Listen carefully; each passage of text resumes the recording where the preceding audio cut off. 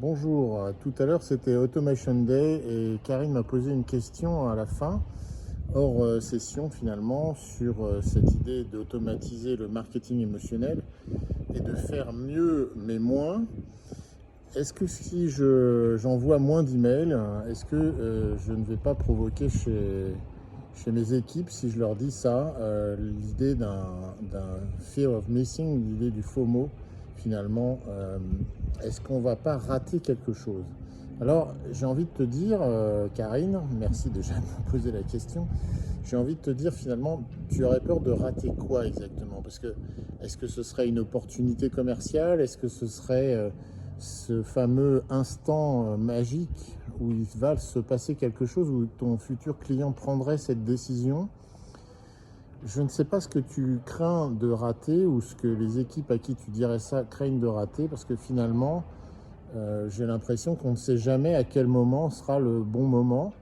Et c'est pas en envoyant davantage de mails qu'on va tomber plus statistiquement sur le bon moment.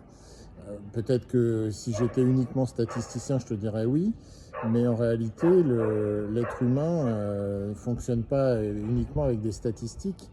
Et justement, l'automation, l'idée du marketing automation, c'est cette idée que tu vas pouvoir analyser plutôt les comportements et les appétences des gens à qui tu vas écrire ou que tu vas contacter pour décider de la suite un petit peu et les orienter dans un scénario.